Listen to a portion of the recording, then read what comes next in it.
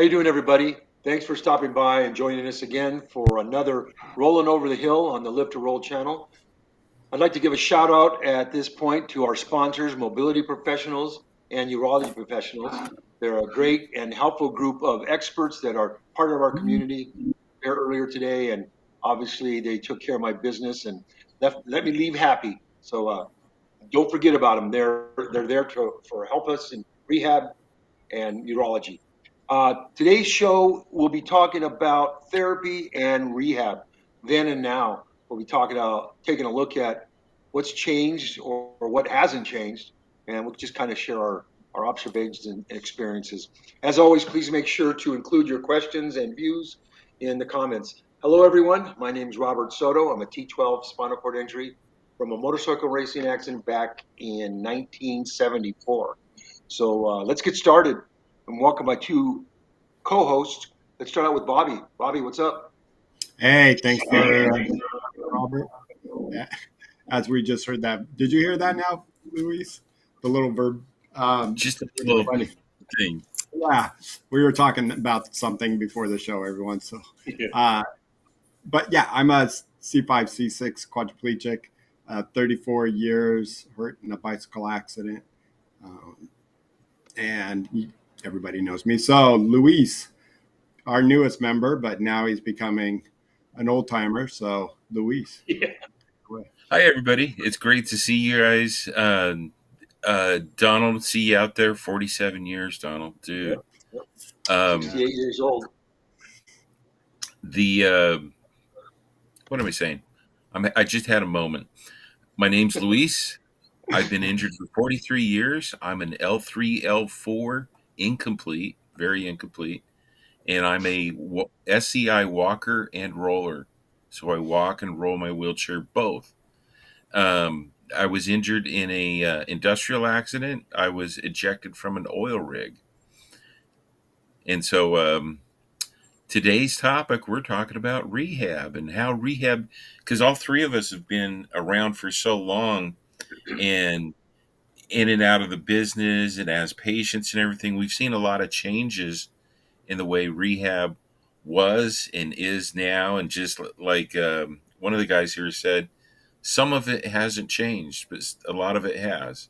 So we're going to discuss that today. So when you say some of it hasn't, I'll tell you one thing. Yeah, there's still a PT. There's still an OT. Still have a rehab doctor. Some have recreational and some don't. But, other than that, I think the whole concept of rehab has really changed. Yeah. If I think that's the only thing we see the same. You have a social worker and a caseworker, and I always thought caseworker did nothing for us. It was so it's just like I just got all equipment we're not using. These big old Hoyer lifts. My dad's a bodybuilder, and at the time I think I was maybe dripping wet 120 pounds getting out of rehab. So, it's like, why do we need this big ass Rojo? And then they bring over 4 or 5 different types of sliding boards. It was just like ridiculous, some of the stuff that we got. But, I'm more ranting probably. And, one thing, if you're, I see we got some other viewers besides Donald and Roy, but I'm, obviously you guys know what it was like back then for Donald and Roy, and for YouTube. What rehab was that it isn't right now is the amount of stay. I mean, we were pretty much almost a resident. We could have had our mail sent there. I mean, that's how it felt like to me. I mean, when I was being checked out, I cried in the car going home because I didn't want to leave. And it wasn't because I was at home, it was, I didn't want to leave the people that were coming in for the nurses that night and day, and, the fun we had with, we had so much fun, and the brain injury place was across the hallway. So they would come down and, it was a party almost every night. For me, I was at Rancho Los Amigos, and this was like in 74. And, once you got there, you're in a room with 5 other guys. So there's 6 of you in a room. It almost becomes like Yeah. a dorm atmosphere. Mhm. You're all sharing the same experience. Some are quads, some are pairs, but it's still overall the same experience. And, and you're right, Bobby. The thing is with them, the hospital stays now for therapy and rehab and all that. It's like a month and they're out. And then they come back for the therapy. But for me, I was in the hospital 5, 6 months. That included the surgery, wearing the body jacket, the body casts, and bed rest, and and all the therapy was inpatient.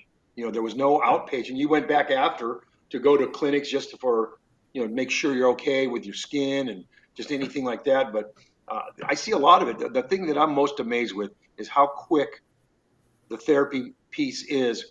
And I mean, there's people that are out in 3 weeks sometimes, depending on what their situation is. And now they have the transitional living care at some of these hospitals that help. Not all, not all, but a Yeah, lot of them, where yeah, what now for parents, it's what, 3 weeks, and now quads are 6 weeks. that is Yeah. Give or take. nothing. That's Some nothing. insurance allow a little bit more, but uh, now it's just so short and so fast, and you know, get the basics and go. Because now what they consider rehab is outpatient rehab. I mean, Yeah. that's where they say, as well as we always have a saying at Triumph Foundation, and you know, uh, and I think as a mentor that the three of us are, rehab really, starts when you get home. Yeah. Yeah, You can do 6 months and 8 months of rehab, and you're still. And Roy said it too.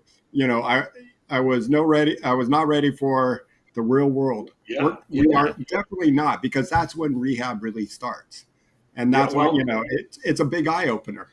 yeah. Well, like what Yeah. you said is, it's a bittersweet type thing because for me, you just start kind of feeling comfortable, 5, 6 months in the hospital, and it's kind of like you're home anyway. But you're really starting to feel comfortable. Then all of a sudden, kind of the unknown, even though you're looking forward to going home and getting on.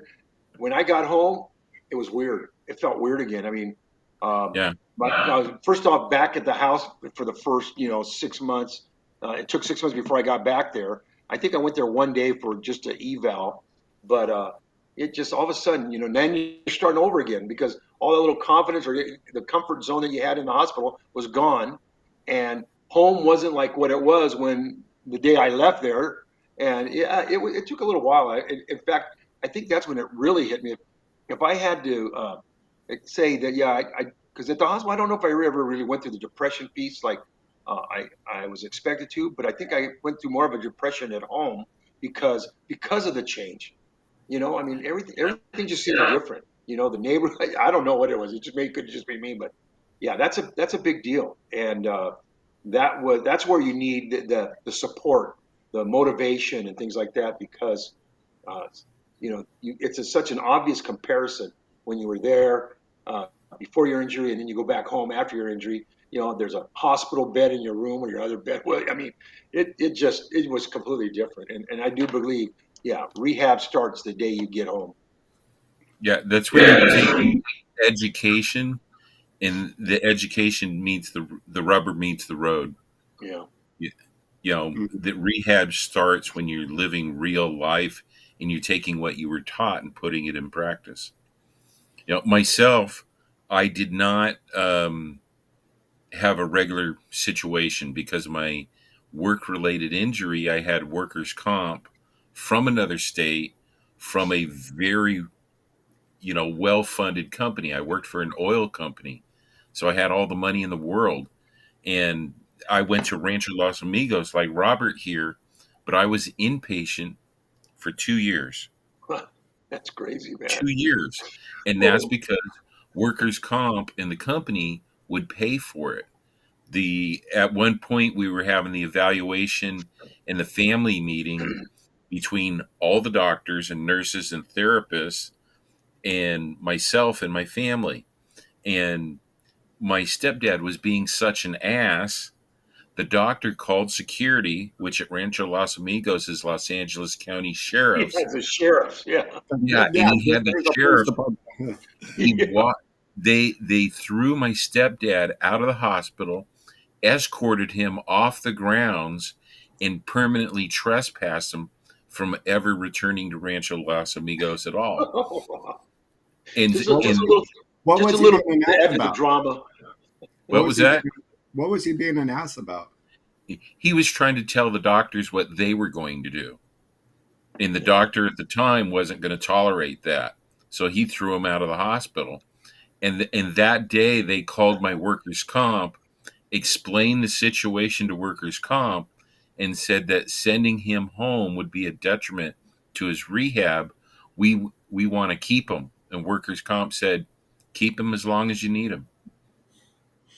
So I was an inpatient resident for 2 years. Well, and it's funny you say Wow. insurance. So workman's comp. Back then, it was like saying you just got the Willy Wonka's golden ticket. I got a Exactly. golden ticket, and that's what we called it because you guys got everything. Yeah, You I've get got home, golden yeah. Hey, ticket. I got a full size van. I want another chair. Oh, you know yeah, what? I want that Yeah. hand cycle. Yeah, yeah, yeah. And then oh yeah, I want that. And are you I need a using new it? wheelchair. How many would you like, sir? Yeah. yeah. Oh, it was a gold But mine. it's still that way. It's really Somewhat, still. somewhat. Actually, it is. Yeah. They've cut down a lot. Trust me. Yeah, Some of Yeah. these, like no, I can't get a car through my workman's comp. So I know it's cracked down a lot, but it's also cracked down. They get to go to the transitional care. Maybe they're in rehab for 2 months instead of 6 weeks. yeah, Uh, Yeah. yeah, but everything's now more. What my point is too. Everything is dictated around the insurance. It's cheaper to Yes. rehab from home than it is to rehab at a rehab. yeah, I think yeah, what the average cost per night of rehab is, over $5,000, Yeah. per night. Per night. yeah. Now, No. now you get charged per pill, and it's just what everything Well, is. yeah, and You know? $4 for an aspirin. But the thing Well, is, it costs $5,000. Now, does Rancho get it? No, Rancho probably gets 1,000 of it Yeah, yeah, per night, or maybe a little bit more. It's of course, the insurance is going to dictate. They have a contract, so they're yeah. like, in there, we'll pay this much, yeah, and yeah. that's how the You contract. think about what we're paying by the day and all the things that we pay for. Compare that to what you've paid over the first year or 2 years of your injury. In 1981, I'm sorry, by the time we got to 83, 2 years, my insurance paid out $8 million in the first 2 years of my injury. Wow. But, but that was paying Rancho Los Amigos full boat. We didn't get any discounts because we had the money to pay. It wasn't like Medicare and Medi-Cal where they dictate the rate. Um, Transportation costs, flying me across the country to go to Rancho Los Amigos. That air flight was a lot of money. It was a private air ambulance. Yeah, That was that's very expensive. over 10 grand, Oh, probably. it was like 100 grand. Oh, really? At the time? Wow. Even at the time, it was 100 grand because it was a specialized aircraft, and we flew 2,000 miles. Yeah, yeah. I know for me, I got hurt at the racetrack, and that was back when they had the ambulance were, not the trucks or anything like they were like Cadillac, where they looked like the big old station wagon vehicle Yeah, ambulance. But so the weather was threatening that day, so they needed to have if if someone got hurt and they had to go take somebody to the hospital, they needed another ambulance there, obviously to continue. But there wasn't two; there was only one. So I got the discount travel thing. They put me in the back of my van on top of a sleeping bag. I was with two friends. One of the girls drove, and the other one sat in the back with me as I tried to sit up. So they, driving down this bumpy road in my van, and I yeah. it felt like someone just stabbed me every time we hit a bump. But I went to community hospital, and this was pre-trauma center days, and they didn't know what was going on. They're trying Yeah. to take my fingers off and just yanking things off. Anyway, so they finally Where were transferred you me at, out. Robert? That was Paris Valley Community Hospital back in the day. I Oh, guess it was. I don't know nothing about it, but I mean, they meant well, but they didn't know. It was just, they didn't know. So I got transferred to Riverside Memorial, where they see. Mhm. Looking back now, I didn't have a clue as to what was supposed to be done or anything like that. But there, they were equipped for spinal cord injury because the doctor says, "Hey, we want to do surgery on you right now, but your body's going into shock. It's swelling, so we can't do it. We have only a certain amount of window." So they were packing me in ice and all that stuff. And I don't know if they still do that these days, or but all I know is well, now it's a steroid shot. So now it's a steroid shot because you said Paris, you know what that hospital is used to is somebody shoot not opening up. So they usually don't get the trauma that is dead. Yeah. So I don't know if anybody saw my Instagram yesterday where I posted the bouncer who fell out of the 28th floor did not bounce. That's me. I actually bounced. I just thought that was a sick humor, but when I got picked up, now this is in the 80s, and my mom, I didn't know my name. They're like, "What is your name?" And I couldn't, I hit my head, so I couldn't remember my name. I couldn't remember my parents, but all I remember is screaming in the ambulance, "I have to go to Kaiser. I have to go to Kaiser." Because my mom said, if anything ever happens, you have to go to Kaiser. And so the gentleman just shook his head. He goes, "You're not going to Kaiser. You're going to Northridge," which was, 15 miles away from where I lived. And I just thought, like, why are we going all the way there? So my dogs. She wants my attention. The part of the group. Yeah, now, Robert, you were riding your bike, right? And did you have a collision? No, I slid off, and I think the race was like 15 motorcycles, and I happened to fall in the front, and I think I got hit by every one of them. I could tell looking back, because I never blacked out, but I know when my back broke. I knew that because that's just the pain. But then I kept getting hit. I think if I would have got hit once, and the spinal cord damage would have been that, but I kept getting run over and hit, so that's where all the real damage happened. But I know when something happened with my spinal cord, because it felt like somebody got a high voltage electrical thing and just put it in my body, and just tingling, and everything wanted to tighten up and curl up, and But all I know, I just was. There's only one word I was saying, and it just automatic. I couldn't even keep myself shut because of the pain. You just go, this and that. And but yeah, it's just it was nuts. Funny when I was in rehab. That day everything was so sensitive, so anybody who touched me was like a knife. It felt like somebody just stabbed me, and people just kept going. We're going to take care of you. We're always kept tapping my shoulders as I'm just sitting there, heads up and just like wondering what's going on. And finally, this old doctor comes in and he's like, "Well, son, you're under good care." Who knows what doctor was? And he goes, "Have a good one, man. I pray for you." And he tapped me, and I just went, "It was one more motherfucker." I just started going off like, you weren't trying to be rude, man. It's just automatic, man. And they're like, "What's going on?" And I'm just like, "It feels like you guys are stabbing me with a knife or something. What is going on? What are you guys poking into?" Were either of you guys going in and out of consciousness?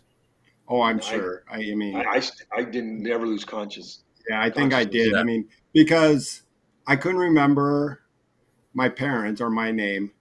And all I could remember was, and we were talking about this just before our show, was Budweiser. My dad works at Budweiser. And they're like, "Really?" So they called Budweiser, trying to find all the fathers that have a kid around my age. And they called my dad. Yeah. They called my mom. And I kept saying, "Well, if you find out who my parents are, don't have my mom come." Because I don't want to freak you out. I knew that part. And who makes it there first? My mom. Yeah. Yeah. And my why? My mom went there first too. You know why my mom made it? She worked at the doctor's offices right across the street from the ICU. She worked in that. Wow. If anybody's been to Northridge, it's the medical center on the campus of the rehab or the ICU. ICU's there. My mom's office was four floors up. So she came down the elevator thinking, "Oh, Bobby probably broke his leg. He's going to be so pissed. The season's about to start. You just got a big contract." And it was worse. So I'm just like, "Oh, shit, who called her?" you know. And then once I started seeing everything started coming back, little Yeah. by little. Yeah. Yeah, Well, you know for what? me, I was frozen when I was injured. It was minus 30 degrees, Which is minus perfect. 70 with the wind chill. So I didn't Perfect. swell up like you guys, Yeah. and at the time they didn't know about steroids in your injury. So it was the cold that kept me from swelling up, and they even turned down the temperature in the surgical suite so that while they were doing surgery, it would stay cold. Put me Yeah. in Yeah. induced coma only to thaw me out over a week. Well, and that's why a lot of people who drown in cold water can come back because their Yes, body Yeah. slowly, it's not dead. It's just the heart beats slowly, and you can bring It's it kind of back by. Yeah. that was the preserving itself, so concept. to Yeah, speak. Yeah. Hmm. But Yeah. There's I know something for about the.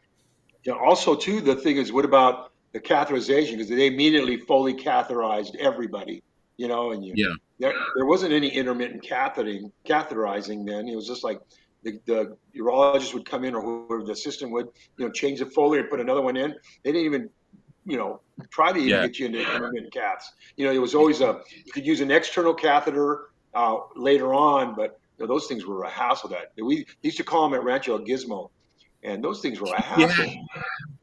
Hey, I Luis. forgot about that name. Yeah. Gizmos, man. Luis. So Roy said his was off a 30-foot cliff. Yeah. Was what was yours? About 30 or 40? Do you know? Um, I was 35. on an oil rig that was 98 feet tall, and at the peak, the apex, I could look down about 2 or 3 feet and see the top of the rig. So I'm about 101 feet Wow, up in the air, wow, and wow. I landed 50 feet away from the rig. In a snowbank. Oh God, I wish there was snow. Yeah, It was hard, 'cause compact dirt that was Yeah, frozen. yeah, yeah, yeah. they use this special rock that absorbs. It's a rock that absorbs chemicals and fluids and things like that. And in the wintertime, it freezes. So I landed on frozen rock, Wow, and wow. they assumed I was dead because I had blood coming from my nose and mouth and ears and God knows what. I Wow. picked an orifice and there was blood coming out. So they Blunt assumed force I there. was dead, and they put a tarp over the top of me. And then within a minute or two, I came conscious, and they realized I was alive. And two Good of thing, my good thing, man. coworkers, they crawled underneath the tarp next to me to keep me from freezing until the ambulance got there. Yeah. Now, did you guys go into? Did you have bed rest when you first after things started? Were you in bed rest, where you couldn't do anything but just lay in bed? I could do nothing, even though I'm an L3 L4 incomplete, and I walk now and all that. They would not allow me to walk or do anything for the first year because I had so many crush injuries that required surgeries. So, like you, I had the Kydex body jacket. I had Yeah, casts on every limb. I was in traction, for most of a year, and they kept yeah. doing surgery and surgery to, reconstruct me. Now, Bobby, you were in the Halo, so how long were you down?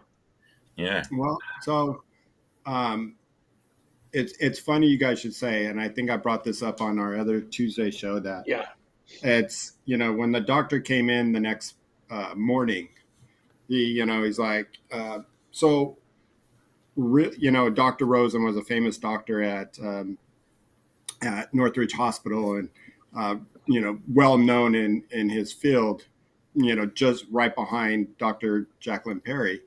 So when he came in, he just said, hey, we were trying to wait off on doing surgery last night, and now today we're seeing the images. It doesn't look good, and your C6 is just destroyed. Now, luckily we don't have a lot of swelling, but we have a lot of damage to the cord because your C6 just burst, yeah, and Mhm. we don't want to do surgery. And so, what you're going to have is a device called the Halo brace. And once he said that, I just started crying and yelling, "No, you cannot put holes in my head." And he's like, he takes it back and he goes, what? My dad goes, you see these holes? Yeah. I had one too. And my dad had one on 9 years before I had mine. And we actually got ours on the same date, March 29th. The irony there, man. Yeah. So I knew what it was about. And so I'm yelling, you can't put holes in my head. My mom didn't have the heart to tell me until way later that I already had two in the back of my head because I was in traction and didn't realize it. So, so I already had two, and yeah, I didn't, so yeah, mine's the halo. I know they don't do that as often anymore. It's more getting the brace type stuff, Yeah. Yeah. Halos are still out there, but Yeah, they're I still very see them rarely here and there. used now. Yeah. So two funny things is, and we can talk about our ICU days and our rehabs, but two funny thing is, the first day my OT became that first an OT saw me, and that day I got hurt, and she claims, because then she became my rehab OT, she claims that I asked her, like, so is things down there working, and can you check? And she lifted up the sheet, and I was at full mass, and she said, oh yeah, you're working. I'm like, I don't believe you. Like, I was pretty shy as a kid about that kind of stuff, and I'm like, that doesn't sound like me. I think you just look. I always used to say, I think you just looked. And then the next day, I woke up at my regular time, 4:30 in the morning, because I had swim practice at 5:30, and my morning routine is, I eat breakfast. I want to make sure it's digestive. Leave for the pool about 10 before 5. I'd ride my bike to the pool.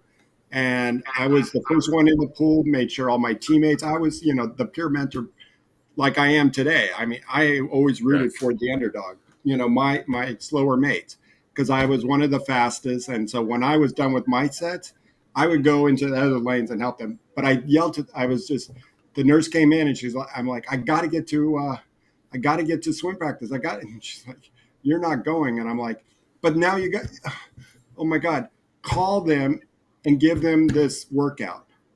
And the lady wrote down a swim workout and tried to get a hold of the swim pool at Pierce College.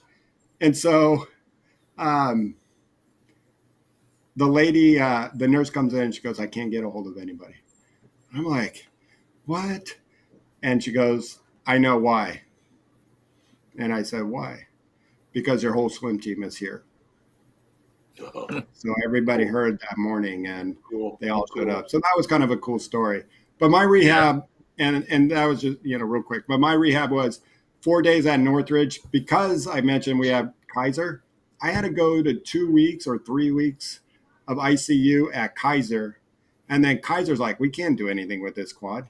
So they paid for 2 months of rehab at Northridge. And then luckily, because I was under 21, CCS picked up the rest. So they're the ones that finally said at 6 months going, so maybe I did longer. I don't know. When I turned 18, they were going to kick me out. It was like, no more. Yeah. Yeah. What about I you, had Luis? my 21st birthday while I didn't even reach rehab yet. It was at the regular hospital. Yeah. Yeah, I spent my 20th birthday a few weeks later after my injury. But it was funny because I went after I got from Paris Valley Community, Riverside Memorial, then got transferred to South Bay area in Southern California here to a hospital where my family doctor took over and got everything lined up. And I was still in bed rest, but I was getting therapy from, just range of motion type stuff, and had some pretty good relationships for the short time I was there. So I went through a laminectomy surgery there, healed up a little bit, and then they transferred me to Rancho Los Amigos. And That's what I had. yeah, then when they got me to Rancho put me to bed for I don't know how many months for bed rest. So it kind of like started all over. I had everything done, then they started over. Then when I did sit up, I'd have the body cast or body jacket on, and then they started standing me a little bit. But the first time they took the body jacket off to sit up, I felt like I was going to break. You just don't have that confidence that you're sturdy enough. Then once they kind of proved that to me and took the test and stuff, then they started standing me up. But I used crutches and braces. So the braces were made on site for Rancho because they had their own orthotics department. Still do. And yeah, and that was the big thing because you got those, they put the braces on you, just the standard ones, so you can use them, just kind of get an idea. Then they start taking the measurements, and I got those pretty quick. There was no waiting for that, they were. Yeah. But the braces were the old strap stirrup metal that went into the heel, and you could only wear one pair of shoes. You couldn't take them off, and the ankle adjustment was all plantar or whatever flexion it is, with big old screws on the side. So no matter what clothes or suit or anything like that, you'd have these. So I had some boots, these old Red Wing boots, and that was for everything. They were my dress shoes, my hangout shoes, or whatever. And to put them on over you had to put your pants on over the shoe, so you had to find big old leg jeans type stuff. It was crazy. That's what I remember about all the old guys that did have some leg movements. Those big ass black ass boots, just like, damn, those look heavy, man. They're like, well, I need them for my brace, because they put me in a support group that at the time, and there's a couple of things I want to get from now to then. And Donald brought up something I want to talk about. Yeah, I just remember those big boots. I think you were going to say something about them, Luis, because you probably had them. Yeah, well, I was going to ask Robert if he remembers at Rancho, right next to the orthotics and prosthetics department, there was a cobbler, the guy that worked on shoes. Do you remember him at all? Because we picked up. Yeah, because I think it was there. But the thing is I didn't use them because I went out and got my own shoes, or my family did, and they fit them on to make sure they fit me, and then took them to the orthotics, and they mounted them to this brace.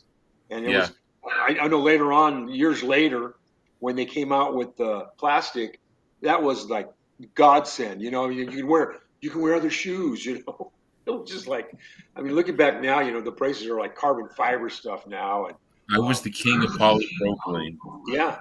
Like to this day, I'm not standing much anymore, but I still wear the brace because I think because I've been doing it for 50 years, but I think I have more stability. Not so much the right leg, but my left leg that really needs the help. I wear the long leg brace because it gives me a little more stability in that leg. If I bend over to get something off the floor, the leg is supported. But I don't know if I'm going to stop wearing it or not yet. We brought up rehab then and now, kind of based off our last show when we were talking about the wheelchair and the history and what was back then to what is now. And Robert thought of this great topic that we're on, and Donald just said it. Here's another, back then, and what you don't have now is those beds, though, the circle bed and the one that rotated you around. What was that bed called? The striker. Yeah. And the bed I was in was a bed that wasn't quite striker, but it would like go this way and then, but slowly at a time, and so it's just like. It was the rotisserie. And I felt like, and guess what? I got a sore from it because, nurses come in every 12 hours. They, not every nurse remembered how everything worked. That they didn't put the hip guides in. So as I'm rotating, my butt's sliding, shearing. I don't think, luckily it didn't get that bad. I don't remember I had to go to do wound care. My dad's like, if you girls can't get this right, let's take them out of the bed. And the funniest one was one of my good friends. She was, I was her running partner, and she was a little older. And one time she cut herself. So, like a guy tore off my shirt and, made sure the bleeding stopped and everything. So since then, she's just like, you're my savior. She slit her wrist open almost. And when she got in there and she saw me, she's just, all of a sudden she's like, nurse, the bed is tipping. And she passed out on top of me. She was so scared for my life, and just they had to cart her to the emergency room because she was out. And, it was, my eyes were like this, wide open, going, holy crap, So I looked at but so we don't have those beds like we do now. Now it's just, turn them, and not even that. It's these air mattress beds, I should say. like you got alternating air beds that work so much better, where Yeah. they're not making us sick, and you can actually be on your back. And I think Darren, what somebody said about that, maybe it was Donald, those prison glasses. Oh, Yeah, the prism Yeah. glasses. Yeah. I was like, screw it. I'll just listen to the TV. I don't need to watch it because Do they still have prism glasses now? I doubt it. No. You know, Because you're on your back all the time. I was on one of those Clinicare beds that were, it's all air after my muscle flap, and it's one of those beds because you had to lay in bed for 2 months. But for me, even my elbows were working. You couldn't lift yourself up at all anywhere because if you put your elbow there, all it would be is sinking. There's no, everything is that clinic. I think they're called Clinicare air mattress, but it was just all really just constant air, constantly adjusting it however you kind of move, it would compensate and stuff. But yeah, because that's where I need him because you're on your back, you're on this bed, and the bed rails are up here, so you're sitting like all you need on it is a lid because it felt like a coffin. And Yeah. so, but that's what you need. But that's why I was wondering if he still had prism glasses. it's so funny. Olivia said, Black Olive Girl, sweet Olivia, who always joins us. Thank you, Olivia. She said, about the bed with the trap door, because it wasn't until like 2 or 3 weeks into it, I finally looked at, one of my parents or somebody, and I'm just like, I haven't pooped in a while and peed. When are we gonna get to that? Because I'm sure I'm getting blocked up or something. And they're like, oh no, you've been going. And I'm like, how? Like I could because I never felt it. They never told me. And I think throughout my ICU, you said, were you in and out? I think I was in and out. Like I remember a bunch of people in the room, and then next thing I open my eyes and nobody's in the room. Like, where'd everybody go? So I mean, it got that's how my whole ICU was.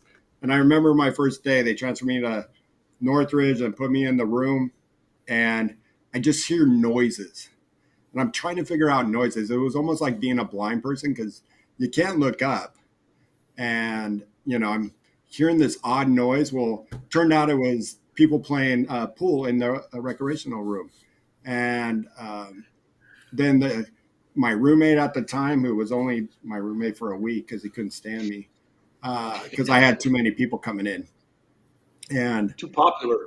yeah, and so they thought I was probably asleep or something, but I just remember them like, who's the the new kid, your new roommate, and he's like, oh, I heard he was in a bicycle accident, young, so young, and they're like, oh, poor kid. I'm just sitting there like, Yeah. oh man, I'm done, man. My life is over. Probably. Here I can't move. Which one I hear?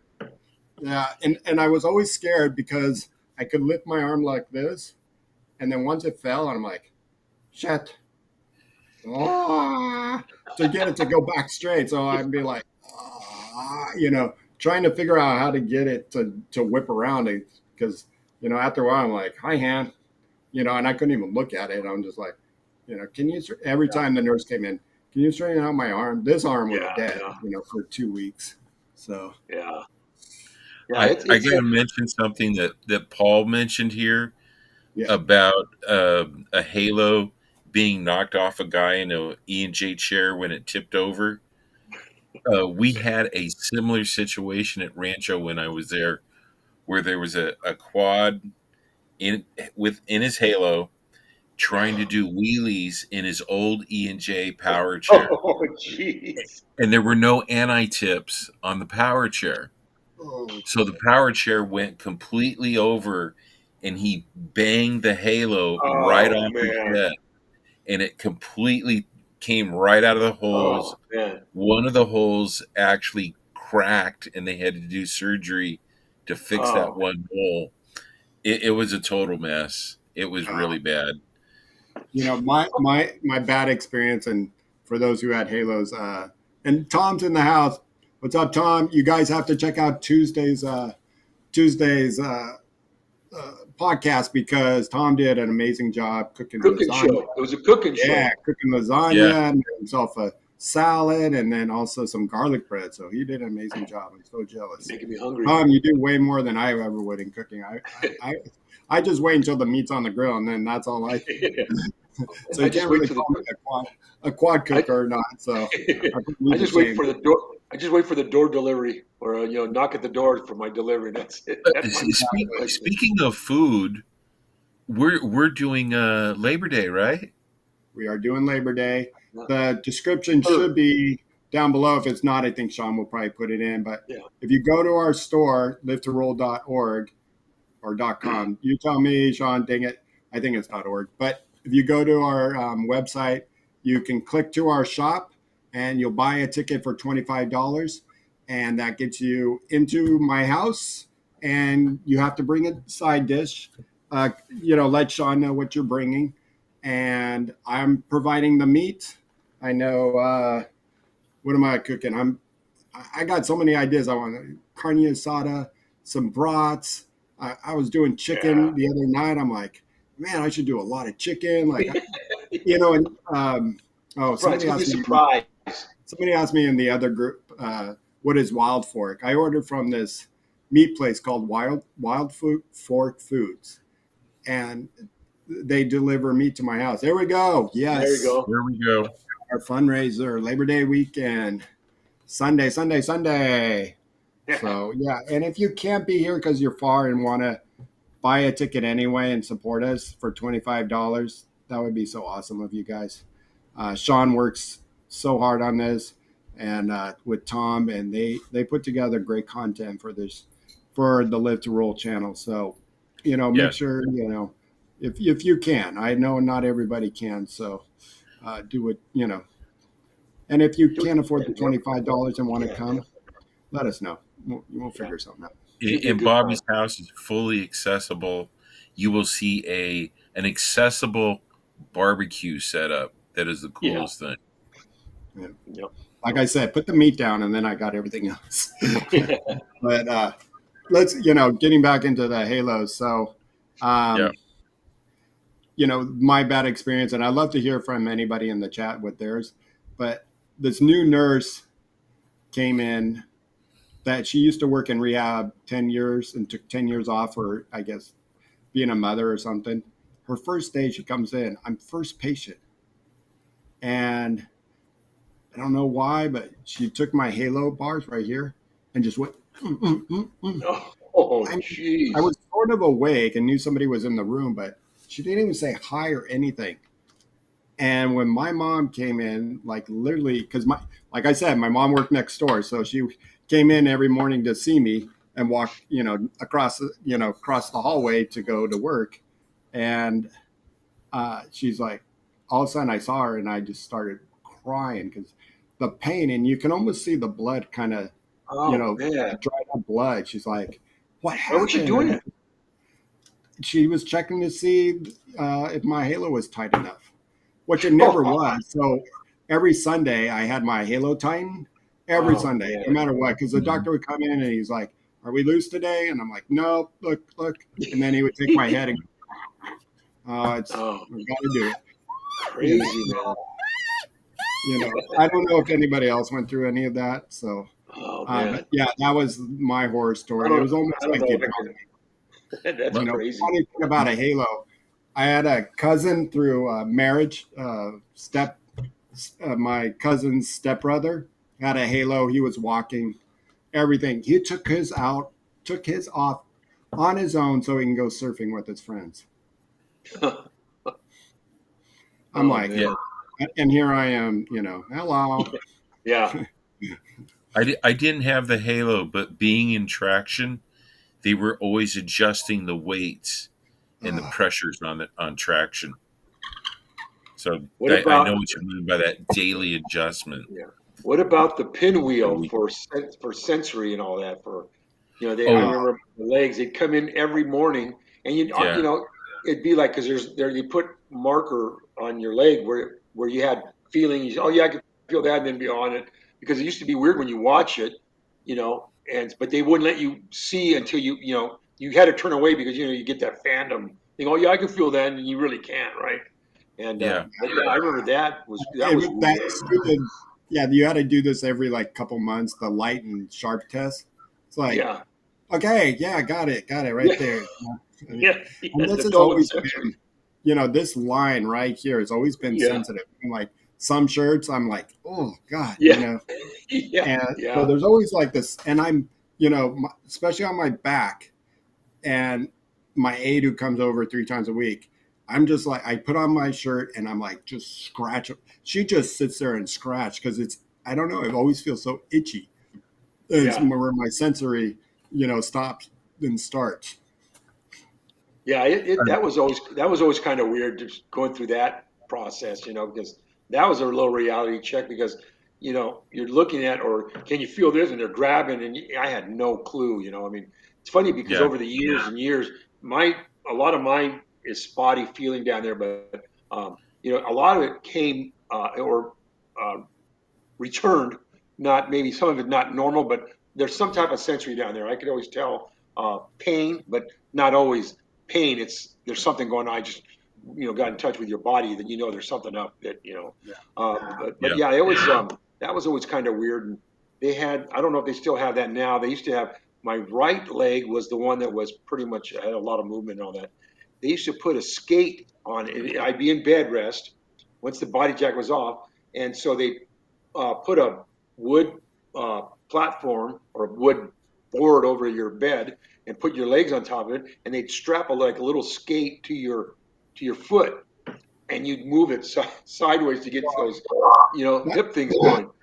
And the quads had, Yeah. Okay. Yeah. Yeah. So I don't. Do they still do that? I hope that somebody can shed I, light on that. yeah, anybody who's new here, I'd love to hear. I know mobile arm supports are big. I think I just finished up a grant for somebody for a mobile arm support.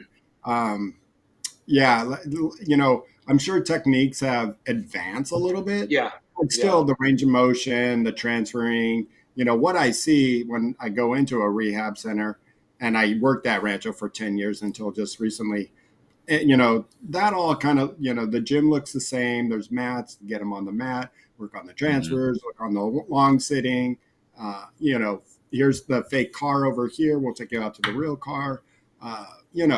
The a lot of the OT stuff, the cones, stack it, Yeah. Yeah. pinholes, all that kind of looks the same. But I do have something, then and now.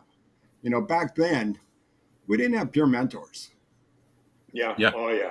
Yeah. We didn't, I had one guy come and see me that because a friend of a friend, and he came in and he was T12 L1 probably, and he brought in his racing chair because they knew I was somebody who liked to race bikes, and I'm just looking at this going, there's I got a difference here. I was really nice, and he was a really nice guy, and nothing bad about it. I didn't, I'm not trying to say anything bad about it because it was sweet that my friends thought of this, and it opened my eyes, that maybe one day I might be able to. And one day I did. I got my own racing chair. I didn't use it Yeah. much Yeah. because it was Yeah. a biatch to get in and out. Oh yeah. I But bet. I bet. so when I'm not saying I'm the first or anything like that, but because I'm sure a lot of people are doing this here and there too, and you guys being way older, I'm sure Donald or Roy did it. Roy, I wish you could come too. I saw your little comment. Oh, I wish you could be here. I would love to have you here. But right when I got out of the hospital, I got a phone call from my therapist, my OT, that thinks I was at full mast on my first day of ICU, and she's like, "We have a young guy that came in who went to your high school. Can you come in and talk to him? He's looking like he's a C6-7, so he was going to have some little more return triceps." And we became good friends after that. Rest in peace, Adam Garfield. And so I helped out Adam, and that's how I started. That's how I became, the godfather of, Southern California as the mentor, because I was going everywhere. And then Yeah. finally a foundation came and they were doing grants for people. And I said, that's all great, but let's do peer mentoring. Let's do support groups. Well, really, Yeah. I didn't start the support groups. It was really the gift from Michelle Altamirano. I mean, Yeah. she brought it on, and we worked together to start a peer mentoring program that finally became, we once we were done after 20 years with Wings, but now we have peer mentors. And I'd love to hear from you guys back east if you guys have mentors that come in. I know that like Craig Hospital, they have their own mentoring team. Rancho Mhm. has their own personal that they get paid, and that's how I went to work every day, and that's the only reason why I showed up at a hospital every day was getting paid, so that helped. When I Yeah. was a volunteer, I probably didn't do as much, so but I still drove and did everything on my for free, and but we have that now, and a lot of Sure. hospitals recognize that. And if you look up, there's a lot of training, and with Living Spinal, the Christopher and Dana Reeves Yeah. Foundation, they have the peer mentor training programs. And so now we Yeah. got peer mentors going in because you are going home so fast. We're not only seeing you once there, but we're following you when you go home. Yeah. And they're Yeah. calling Yeah. us, thank God, to go, what do I do now? Yeah. How do Bobby, I do this? that's exactly the spiel that Andrew gave me to join Triumph Foundation, because people were going so home so early with such little rehab these days that they're not getting all the information. They're going home without knowing how to use a catheter, without having a complete bowel and bladder program. They would go home and not know what to do, how to implement what they were taught. And he said, we need people like you in older SEI who can help us peer mentor and provide the support groups. Yeah. Well, You know, and that was kind of, I know for me, because there was somebody that came in, he was a young kid this was back in the day, from USC, and he'd come in, able-bodied, and, I wasn't rude or anything like that, but he was doing nothing for me. He's talking to me, and I'm not in the same mindset as he is in terms of, he doesn't know type thing. My mentors were, again, we mentioned his name plenty of times before, Jeff Minnerbreaker and Ed yeah, Owens. Those were my peer mentors. The wheelchair basketball, wheelchair tennis was starting, and all that kind of stuff. So that's what's so good about what Bobby was saying in terms of peer mentoring and things like that. Um, it's a whole different ball game with just having that. Like you said, there's places to go now after. Yeah, you're doing your yeah, outpatient, all that, you get your thing, but with the support groups that we have, they're all everywhere now. There's always a group that you get connected with. It feels like family. You're all friends, and it's always a joy to see each other when you're at an event where everyone kind of shows up. You meet people in person, but that is a big piece because even when I was discharged from the hospital, the psychologists, they were there, but they didn't set up weekly or daily type things. It's, well, I'm here if you need me, type thing. And obviously, yeah, I was younger, and I go, I don't need, I can do this, So that is a big piece. But you have to Um, remember here also in Southern California, we are spoiled shit. I mean, yeah, my language is so bad today. I've noticed, probably because I had to deal with my mom and dad today. But we are spoiled little children here. We are USC, the University of Spoiled Children, of yeah, somebody with a spinal cord injury, because we have these events that go on, and the gifts from Andrew Skinner and Triumph Foundation that we can go to these things. And yes, so I know a lot of people back east don't get to do a lot of that kind of stuff, or we're shorthanded, peer mentors, and still to this day, and they're like, I don't have this, and the only way to get it is to get hooked up with a foundation where you can, like the one out in Colorado. Help me out, guys. Craig. Not Craig Hospital, but no, uh, Butte. No, that's Montana. Oh, is that in But Durango? Durango, thank you. And where you can, apply and go to these ski things or summer things, and you gotta, but that's Yeah, like a once a year thing where we get it on a, almost, by month or twice a month. yeah, exactly. Like this Saturday's hand cycling up. yeah, For me it's a little far, and for you guys too. But there is hand cycling if we want to go for drive an hour to Oxnard and participate.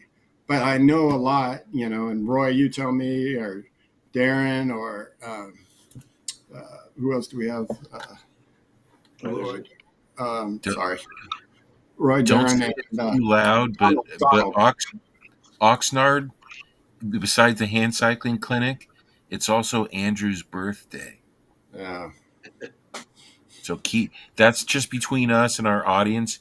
Shh, because we don't want Andrew to get wind of this.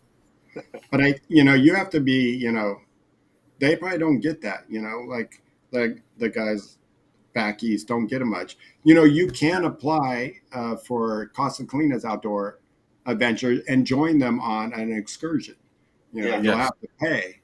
And they don't have, but you can go to, there's a lot of great foundations if you really look into a great one for those who don't have something around them. High Fives Foundation. Okay. So if you want to do an excursion like that, let's say you wanted to go try kayaking in Seattle, they'll pay for it. Yeah. You want to do something, river rafting down in the Grand Canyon and down the Colorado River. There's options out there. And I'm going to tell you, use your internet. That is, you have everything at your given hands. I got a call and from a gentleman that's looking to train, he's going to train his dog, but how do I get a license? And I sent him the link and I looked it up, but it's just like, oh my God, you can find so much information on this, and you guys who are watching us now, you got the beauty. You found this channel. You want to get educated. To get educated on how to do these things, search your brains out. And you might run into some dead ends, but I mean, the internet is your gifts to, it is like the eighth wonder of the world now.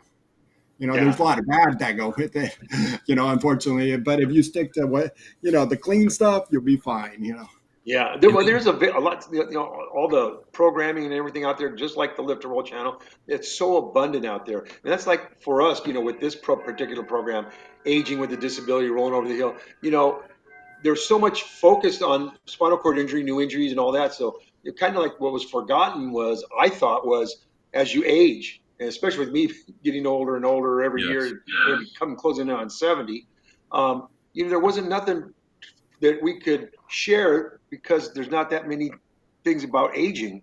So we're hoping that, you don't have to be old and in a chair a gazillion years, but it's what to expect or what you should do, from what we found, just taking care of your shoulders, taking care, if you're a walker and roller, the balance of functionality in terms of walking and using the chair, so you don't over stress your body and things like that.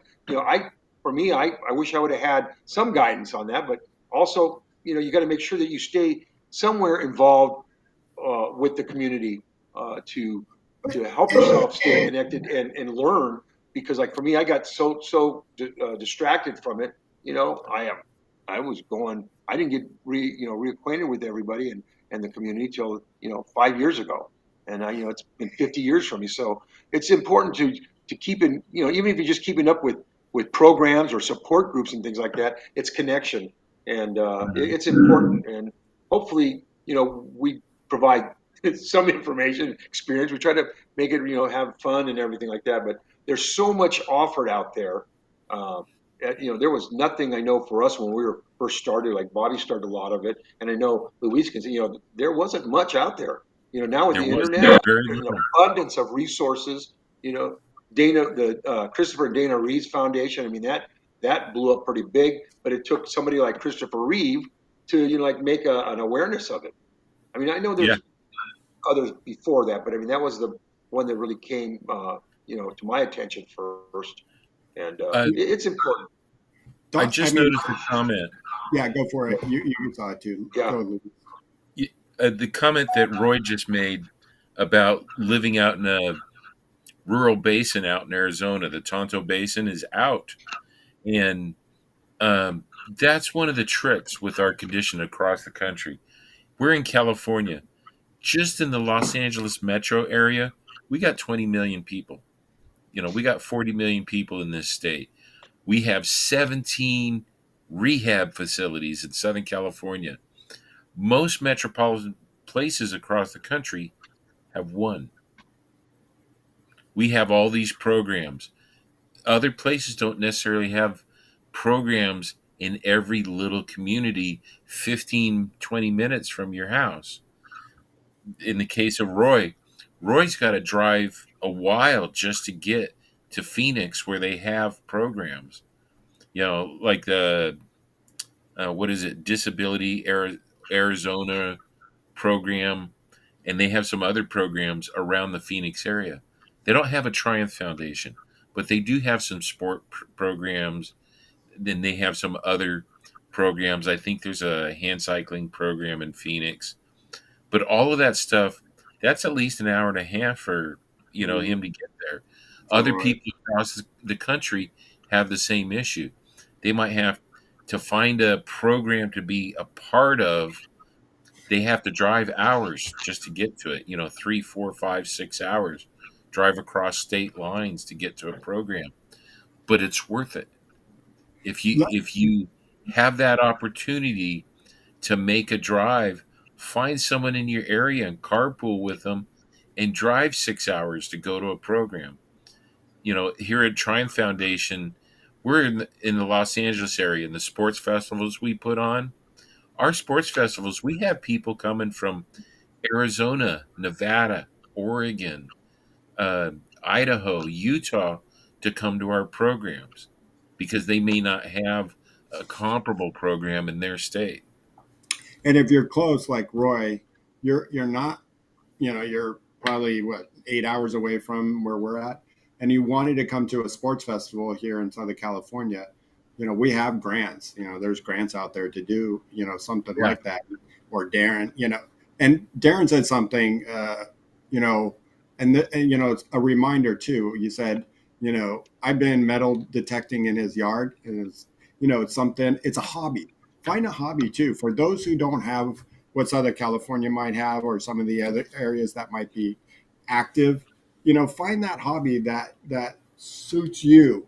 Now, not me exactly, but there's grants out there to get electric hand bikes where you don't even have to pedal, and you can go explore your trails. I'm sure where a lot of people are, mountain biking is like the hot craze now, and these mountain bikes they're making are just amazing. Find a hobby that you want to get into. And then he said something about exercising at home now. And there is so many YouTube videos on exercising from your chair. Yeah. Adapt to Perform is, Ben does a great program. There's Wow program that you can do it from Zoom and be with people. Or I do Staying Driven, stayingdrivenlive.com. You can do it from there. There's Shawn belongs to Zook. Zook Fitness. Yeah. You can find that. Pay as little as $8 a month to watch videos on exercise programs that, after a while doing it on your own, you sometimes get bored. You need some new ideas. Go to Zook, $8 a month. You can't beat that. Yeah, that's a coffee in some places. Yeah. Yeah. It's funny, guys. When I went to Robert, a year ago, and had this idea for Rolling Over the Hill, and I said, I want to make this, something where we're not like Tuesday group going on for an hour and a half. Let's go like 20 minutes, 25 minutes max. I think our last 3 shows were now over an hour. Yeah. I think that helps with you, Luis, and I don't think, hopefully you guys enjoy it, but also not to try to wrap things up here, real quick, and Robert's in the house. I saw Robert, he bought a ticket. He texted me and bring in a cheesecake. So Robert, I can't wait to see you on the 3rd. And glad you can join us. My point is, there's so much information that you can get, what we didn't have then that we do have now. Always we're available. You see below us, these are our Instagram. Live to Roll is Robert, and he'll get the messages if you have questions for Robert. But you can message myself or Luis, at our Instagram. I think it was Donald. I have a message. I saw it. I didn't have time to read it yet, but Donald messaged me. I can't wait to look at it and talk to him. So Um, you know, let us know what you're looking for. And if Yeah. you have a hard time with the internet, meaning it is searching for things is sometimes an endless road half the time, but it can be there. And we know a lot of resources for not only, California, but all over. I Yeah. mean, Yeah. that's like half of my job at all times since I've been hurt. Yeah. And again, we try to do on the Live to Roll, we try to share and empower and all that, but still keep it a little lighthearted and just Hmm. sharing like family talk, and chit chatting and stuff. So Yeah. we hope you guys get something out of it. And like I said, Yeah. there's obviously other channels and things like that, but we just try to do it with a the kind of buddy talk. And Yeah. like I said, we got a lot of information, a lot of experience we can share, but we need to feed off you as well. If there's something that we need to know, you need to share that experience or knowledge with us, because I know for me, I've been at it for a long time and I'm learning everyday stuff still, especially with me getting involved with the community. Exactly. I turn to these guys and stuff like that, just kind of ask, we share stories. And you're not, when you talk to your friends in wheelchairs, and you have friends in wheelchairs now, you realize that you're not on that island alone. So Yeah. it does help, and kind of makes you feel a little bit better, because you think sometimes with just what things are going, just what now? And you talk to someone else and they're going through the same thing, or they've gone through the same thing. So it's just part of our Well, life, and it's good to share. and when we say, we talked about rehab today, the difference between now, then and now is resources. That's our number Yeah. one thing. I think we shared a lot today, and I think when it comes down to it, there's so much out there. There's now little time in rehab, but there's so much now more out in the community and in your backyard that you can get hooked up with. Sometimes it might not be easy for those that live in, like where Roy lives, but you can get hooked up. So I know Luis, you had something to say.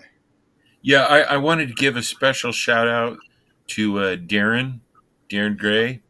Mm-hmm. Dude, I know exactly where you live. I used to live in Watford City, North Dakota, near Wow. Williston. When I got injured was 6 miles outside of Watford, and they had to send a snowcat ambulance from Minot, the Minot Air Force Base, sent it out. Took me 5 hours to get back to the Trinity Medical Center in Minot, North Dakota. So I know Wow. where you, dude. Oh yeah, don't you know? Hey, pass a lefse, please. And can you bring your mother's casserole? Okay, now you're going into a little bit of Fargo, little accents. Yeah. When you watch Great TV show. Fargo, they really talk like that. No, I It's know, a and real thing. I worked for a husband and wife in the rehab selling wheelchairs, and the wife, oh my god, she was from also Minnesota, so I had the Oh heat yeah, in South Dakota. Oh my god, it kind of sounded like Paul. Paul, if you're still in the house, not as bad as you, Paul. I'll tell you that. He's the come a little Dakotas more and Minnesota. Americanized. Yeah, but those guys from Minnesota and North Dakota, oh yeah, so friendly. Oh hello, it's just funny. But I think we should wrap it up. And Yeah. holy Yeah. cow, I'm just thinking. I was talking. I've been going a mile a minute this whole day. I think I'm Williston. like, so I've been talking a mile a minute. But let's let's give a shout out to our sponsors. Without them, we couldn't do it. You know, urology professionals, mobility professionals. If you're here in the Southern California area, mobility professionals is the place to Yeah. go. Not only that, they're owned and run by with somebody in a chair, but they're also there for you on all your needs of urology and also wheelchair rehab equipment. So then for those that don't live here in the Southern California, there is urology professionals. You can call them up, see if you're on their insurance plan, and get your catheters, your supplies from urology professionals. Thank you so much for supporting us and supporting the community. Anybody listening to this show that knows another sponsor, uh, reach out to us. Yeah. We could use the help. We do this all And for don't free. and don't forget to check out the Live to Roll shop the apparel. There's plenty of things out there that Shawn has with the hats and T-shirts and things like. So check those out. There might be something you might like. And always, That's what as always, helps us get out to the expos. yep, When we go to Abilities Expo, that we got to pay for that stuff and the travel and the booth and everything. yeah, When you help us, that gets us out. yep. Luis, you want to talk about our show, our next show, which is going to be in September, the second Thursday of September? I'm trying to remember what we talked about. You brought it up. They're like putting you on the spot. Oh, what did we talk about? Hold on, bro. Is that emergency preparedness? Yes, Emergency the preparedness. Okay. Yeah. So we were discussing this the other day because, we just had the tropical storm here in Southern California, an earthquake the same day, the fires in Maui. And we do have Triumph and Live to Roll friends that live in Hawaii. Fortunately, they're not on Maui, but they do live in Hawaii. So, they got things going on. We've got friends that live up in Canada that are dealing with the wildfires, which are just roaring across Canada. And we want to take that next show to talk about emergency preparedness, go bags, being registered with your local fire department. So if there's an issue, they know where to find you in your house. If you're here in California and there's an earthquake, the fire department, when they come to your collapsed house, they'll know where to look for you. There's ways of doing these kinds of things, and we're going to talk a lot about this kind of thing, so that to help you and your elderly get help, be prepared. But also, What California to was do. just struck with, not their first, but, a potential bad hurricane that could have been a lot worse. And so I think that's what rattled your brain. And also talking about, do you have an exit plan to get out of your house? Do you have those extra batteries, extra catheters, things like that? So we'll talk about that on the next show. We got to wrap up. Yep. I'm Bobby. That's Robert. That's Luis. Once again, thank you as always for joining us. And Shawn behind the camera, thank you so much for your producing and this gift of Live to Roll. Thank you so much. Thank you. All right, everybody, live to roll. Live to roll. Take care.